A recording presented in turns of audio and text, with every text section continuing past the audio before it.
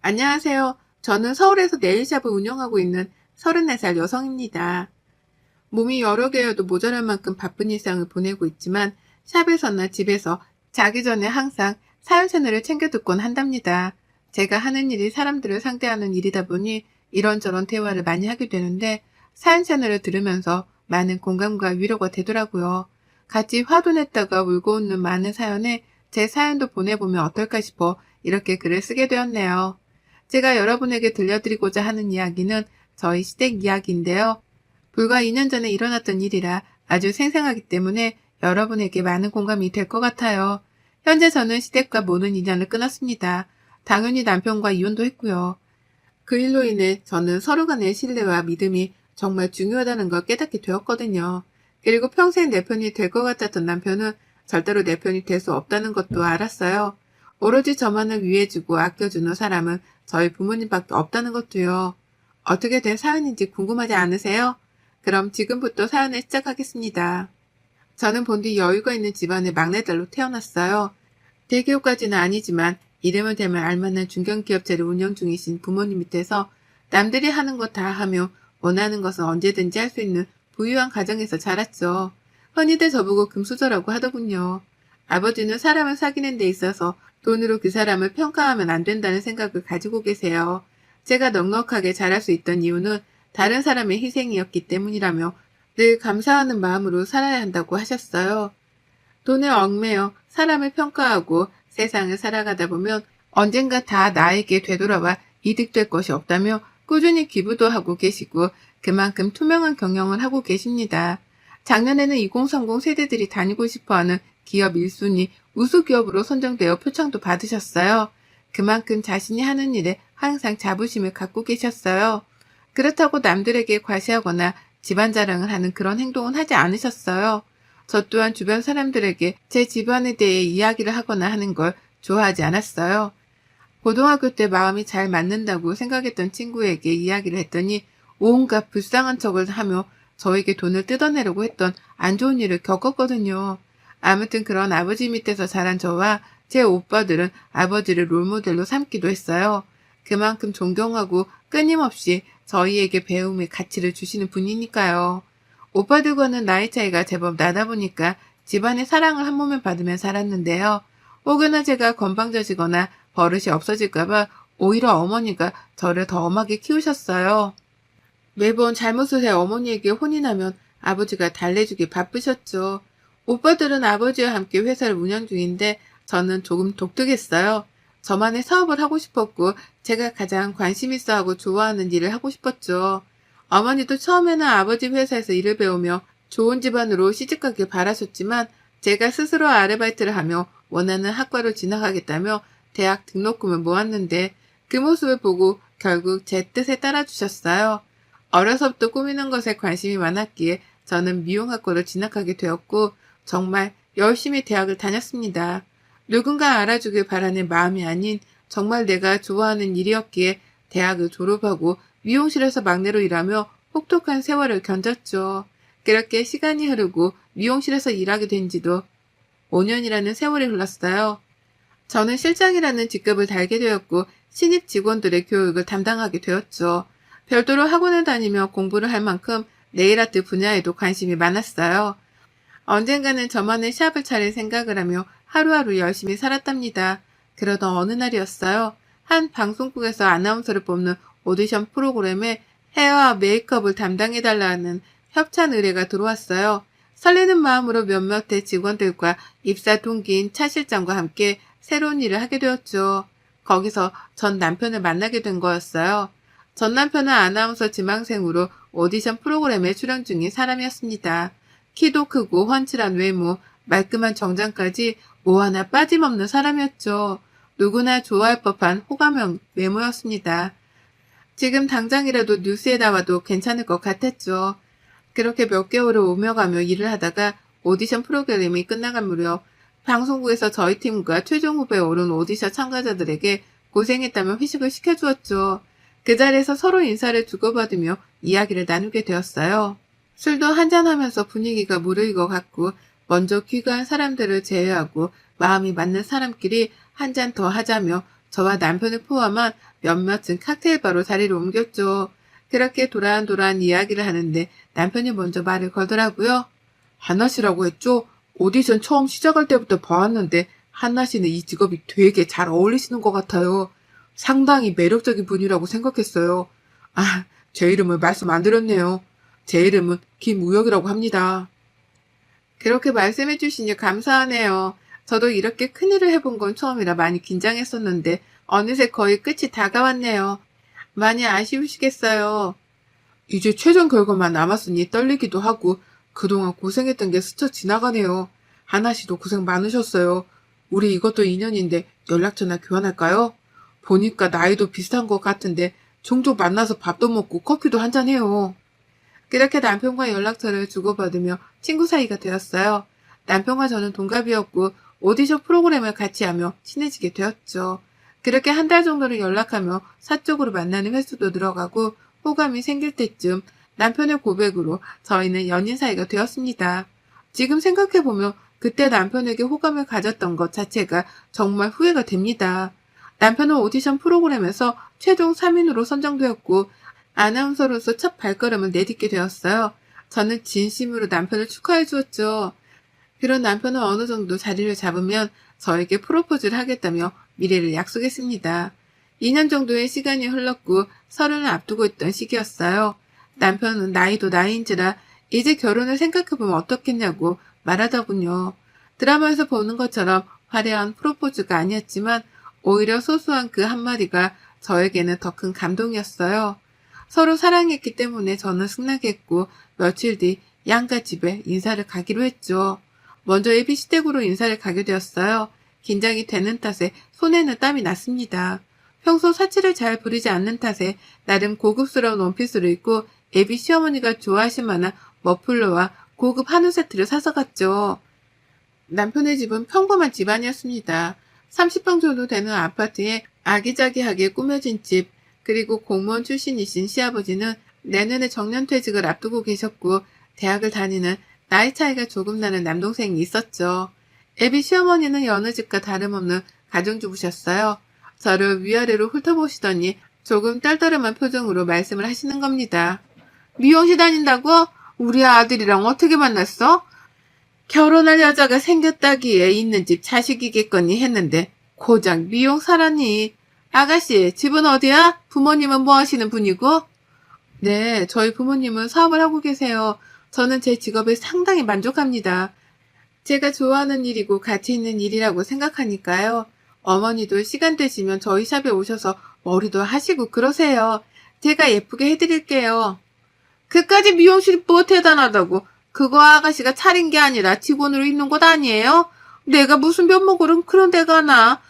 아유, 우리 아들이 눈이 이렇게 낮아서 원. 처음 본 사람에게 조금 무례한 거 아닌가 생각이 들었지만 어른된 입장에서 그러실 수도 있겠다 생각하며 좋게 좋게 넘겼습니다. 남편은 그저 싱글벙글 웃으며 저에 대한 칭찬을 계속 하더라고요. 예비 시어머니는 그럴수록 표정이 더욱 안 좋아지셨습니다.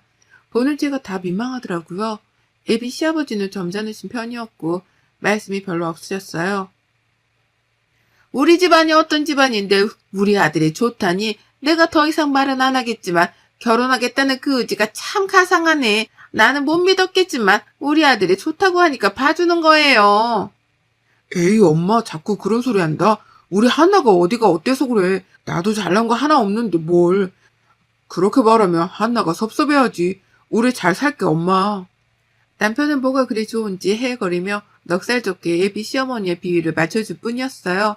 상당히 기분이 나빴지만 지나가는 관례라 생각하고 웃어 넘겼습니다. 며칠 뒤 저희 집에도 인사를 가게 되었어요. 그때서야 남편은 저희 집안에 대해 알게 되었고 조금은 놀란 눈치였어요. 하지만 그런 모습도 잠시 저희 부모님과 기분 좋게 인사하는 자리를 마무리했죠. 자기야, 자기 집이 이렇게 대단한 집인 줄 몰랐어. 왜 진작 말 안 했어?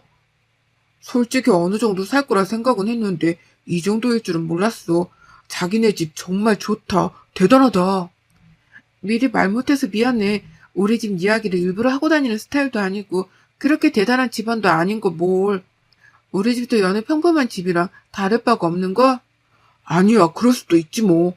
우리 결혼 준비 잘 해보자. 내가 열심히 할게. 그렇게 저희는 양가의 허락을 받고 본격적으로 결혼 준비를 하기로 했습니다. 다행히 방송국과 제가 다니는 샵이 가까운 거리에 있었고 그 근처 아파트로 신혼집을 구했습니다. 아버지가 제가 결혼하면 주려고 제 명의로 미리 마련해 주셨던 곳이라 혼수만 장만하면 됐죠. 아버지는 넉살 좋고 서글서글한 남편이 마음에 드셨는지 결혼 선물이라며 외제차도 한 대 뽑아주셨어요. 집은 부모님이 해주신 거라 혼수는 반반 부담해서 장만하기로 했습니다. 시댁에서는 무조건 최고급으로 맞춰야 오래 사용한다며 2천만 원을 보태주셨고 저희 부모님은 그 돈 모아뒀다가 나중에 살면서 돈 필요할 때 쓰라며 혼수까지 마련해 주셨어요. 남편을 사랑하는 마음이 컸기에 그때 당시에는 이것저것 따질 겨를이 없었습니다. 결혼한다는 사실이 마냥 행복하고 좋았기 때문이죠. 그때까지만 해도 알콩달콩 토끼 같은 자식들도 낳으며 행복하게 살 줄 알았어요. 몇 개월 뒤 저희는 많은 사람들의 축하를 받으며 행복한 결혼식을 올렸어요. 남편은 방송국에서 메인 앵커로 자리를 잡으며 점점 승승장구하게 되었어요. 신혼을 충분히 즐기고 아이를 갖자고 협의했고 저희는 그렇게 달콤한 신혼생활을 즐겼습니다. 어느 정도 각오는 했었지만 결혼한 뒤에는 시어머니가 제대로 시집살이를 시키더군요. 밥하는 것부터 빨래하는 것까지 어느 하나 터치를 안 하시는 부분이 없었어요. 그나마 남편이 우리가 알아서 할 테니 그만하라고 단도리를 친 덕에 관심이 조금은 줄었지만요. 작년부터는 한 달에 200만 원씩 용돈을 달라고 하는 겁니다.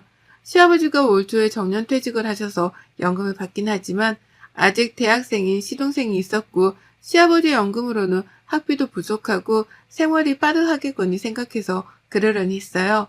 저도 어느 정도 연차가 쌓였던지라 세전 600 정도를 벌고 있었기에 큰 부담은 아니었죠.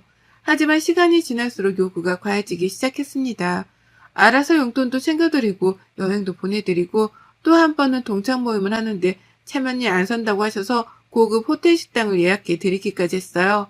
툭하면 가정가구를 바꾸기도 하시고 끊임없이 돈 요구를 하셨죠. 저희도 슬슬 아이를 가질 계획을 해야 했던 터라 남편에게 말을 했어요.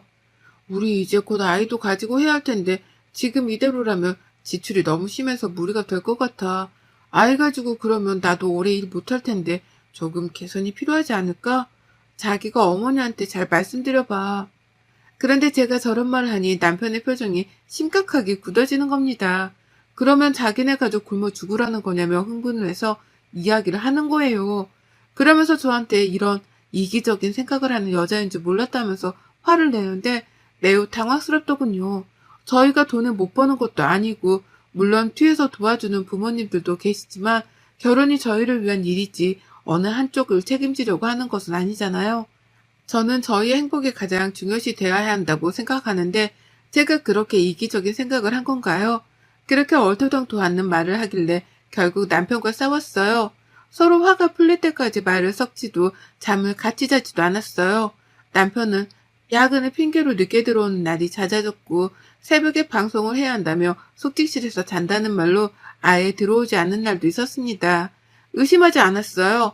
그럴만 했다 생각하기도 했고 전혀 남편이 바람을 피우고 있다라고는 생각하지 않았거든요.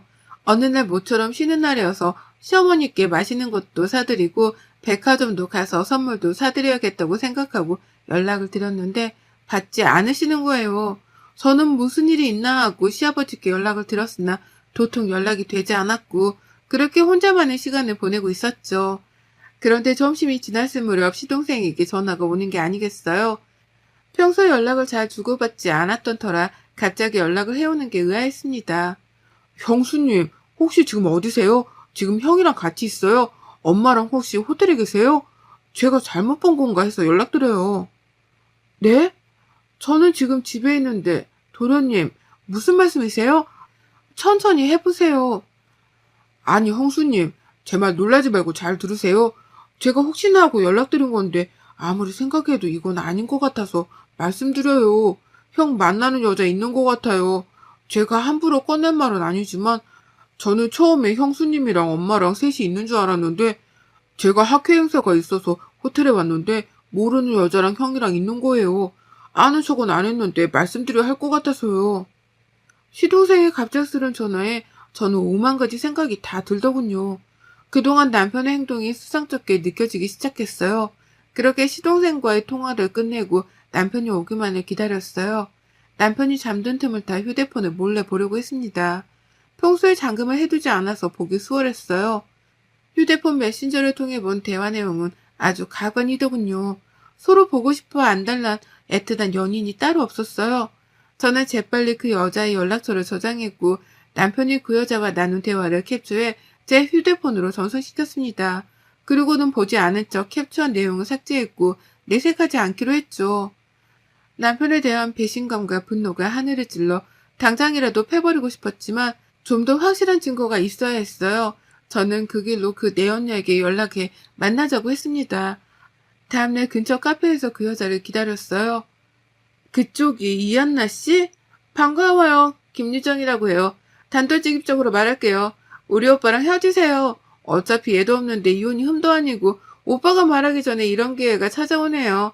저희 많이 사랑해요. 만난 지 2년 넘었고요. 그게 지금 불륜녀가 할 말이에요? 한 가정을 파탄내놓고 뭐가 그렇게 당당해요? 지금 당신 내 남편이랑 불륜 저지르고 있는 거야. 알아? 말 다 했어요?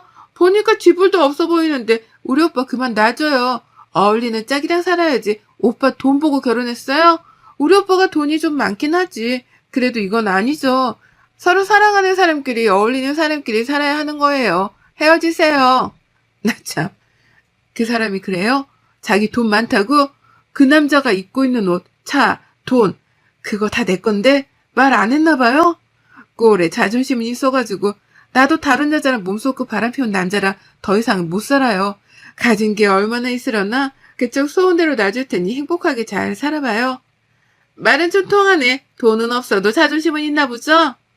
그렇게 내연녀를 만나고 나와 저는 그 길로 친정집으로 향했습니다. 더 이상 결혼을 유지할 이유가 없었기에 모든 사실을 말씀드렸죠. 아버지는 매우 분노하시며 가만두지 않겠다며 난리를 치셨지만 제가 알아서 하겠다고 단돌이 쳤어요. 저는 그날 바로 실행에 옮기기로 했어요. 오늘도 늦는다는 남편의 연락에 이삿짐 업체를 시켜 남편의 짐을 모조리 싸서 시댁으로 보냈습니다. 시댁에서 받지 않으면 길거리에 버리던 문 앞에 두고 가던 알아서 하라는 말과 함께요. 아니나 다를까 저녁에 시어머니가 연락을 하더라고요. 얘, 너 이게 다 뭐니? 이게 무슨 짐이야 이게? 어머님 보시는 것과 같아요. 그 일 몇 년 전부터 바람 피우고 있었더라고요. 제가 어떻게 그이랑 같이 사나요? 그리고 어머니도 그 여자랑 같이 밥도 먹고 그러셨더라고요. 그렇게 젊고 예쁜 여자 어머니 며느리 삼으세요. 저는 더는 안 할랍니다. 너 이게 어디서 배워먹은 짓이니? 그러게 네가 찰랑 우리 아들이랑 애초에 결혼을 왜 했어? 돈이라도 많던가. 내 그동안 내색은 안 했다만 우리 아들에 비하면 너는 너무 모자랐다. 그건 사실이잖니? 그리고 이혼해도 그냥은 못한다. 부부간에 재산분할 해야 하는 거 알지? 재산이요? 그이가 이 집에서 가져갈 재산이 뭐가 있나요? 차, 집, 그거 다 제 명이고요. 그동안 어머님 드린 용돈, 지원해드린 돈 모두 제 돈이었어요. 그이 돈 쓴 거 하나도 없는데요. 저축한다고 본인 월급 얼마인지 말도 안 하고 제 카드 여기저기 쓰고 다니기에 바빴는데 몸만 나가도 이상할 게 없는데요. 그쵸? 말이면 다 한 줄 아니? 그 집 우리 아들 집이야. 우리 아들 찾고 말이 되는 소리를 하렴. 누가 그래요? 이 집 부모님이 사주신 제 명의 집이고요. 제가 아들이 타고 다니는 차, 제 명의로 된 차예요. 지금도 그 내연녀랑 어디서 뭘 하는지 모르겠지만 신나게 제 카드 긁고 다니네요. 저 소송 걸겠습니다. 더 이상 연락하지 마세요. 이혼할 거니까 아줌마라 불러야 되나? 그렇게 시댁에 이혼하겠다 엄포를 놓으니 남편이 바로 집으로 오더라고요. 비밀번호를 바꾼 탓에 당연히 집 안에는 못 들어오고 초인종만 누릴 뿐이었죠. 당장 문을 열라며 문을 발로 차기까지 하더라고요. 경찰에 신고했죠. 난동 부린다고. 저는 바로 다음날 변호사를 선임해 이혼 소송을 진행하기로 했어요. 남편이 내연녀와 주고받은 연락, 그리고 내연녀를 만나며 제가 녹음해둔 파일, 그리고 무엇보다 남편이 제 카드를 긁고 다닌 명세서를 모두 제출했어요. 관광지, 호텔, 모텔 등 안 다닌 곳이 없더라고요. 다행히 유책 사유는 남편에게 있어 저에게 유리하게 흘러갈 것 같다는 이야기를 들었습니다. 물론 이혼 소송과 함께 정신적 피해 보상금을 함께 요청했죠. 남편과 제 사이에 아이가 없던 것이 천만 다행이었어요. 예상하던 결과였지만 남편은 소송에서 불리했고 당연히 패소했어요. 저에게 5천만 원의 정신적 피해 보상금을 지급해야 했고 이혼 서류에 도장을 찍을 수밖에 없었죠. 그날 이후로 저는 신혼집을 정리하고 본가로 들어갔어요. 부모님이 결혼 선물로 사주신 제 집이었지만 더 이상 살 가치가 없기에 처분했죠. 그 뒤로도 남편과 시댁은 끊임없이 연락을 해오더라고요. 연락을 받지 않자 남편은 시어머니를 데리고 친정집에 찾아오더라고요. 시어머니는 저희 집을 보시고는 입이 떡하니 벌어지셨어요.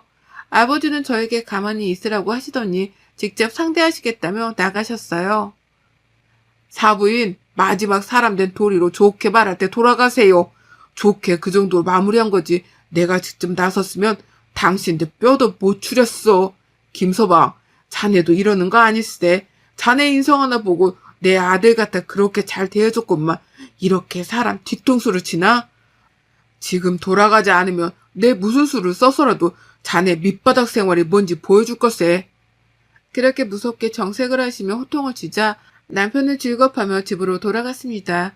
그 뒤로 저는 다니던 미용실을 그만두고 개인 사업을 하기 위해 동부서주했어요. 오랜 꿈이었던 개인샵을 차리고 싶었죠. 그동안 일했던 경력도 있고 마음이 맞아 같이 사업을 시작하기로 한 동료와 차근차근 준비를 해나가기 시작했어요. 3년 정도가 지난 지금 신촌의 샵을 시작으로 현재는 강남, 이태원 등 3개의 체인점을 두게 되었답니다. 기업을 운영하시는 아버지의 도움 덕에 빠르게 성장할 수 있었죠. 요즘 트렌드에 맞춰 저희가 스스로 노력한 결과도 있었습니다. 개인 방송을 통해 저희 샵을 홍보한 효과가 컸고 SNS로 소문이 나기 시작해 인플루언서들에게 협찬을 해준 덕분인지 빠르게 소문이 났어요. 패션 잡지사에서 인터뷰를 하기도 했답니다. 믿었던 사랑하는 사람의 배신으로 이혼의 아픔을 겪었지만 저는 앞으로 더 성장할 것이고 더 잘 되리라 생각하고 있어요. 그 남편은 어떻게 됐냐고요? 저한테 모든 것을 빼앗기고 빈털터리가 된 남편을 더 이상 가치가 없다고 여겼는지 내 언니한테 뻥 차이고 방송국에서 불륜을 저질렀다는 소문이나 퇴사를 했다고 해요. 말이 좋아 퇴사지 잘린 거랑 다름없었죠. 시동생한테 듣기로는 지금은 이리저리 구직 활동을 하고 있다고 하네요. 여러분, 제 사연이 어떠셨나요? 정말 기막히지 않나요? 한때 사랑했던 연인과 헤어짐의 아픔을 겪긴 했지만 저런 똥차인 줄은 상상도 못했어요. 똥차 가고 벤처 온다는 말이 있듯이 언젠가 저에게 좋은 사람이 다시 나타나지 않겠어요? 여러분도 항상 행복하세요. 여러분의 생각은 댓글로 남겨주세요. 오늘도 시청해주셔서 정말 감사합니다.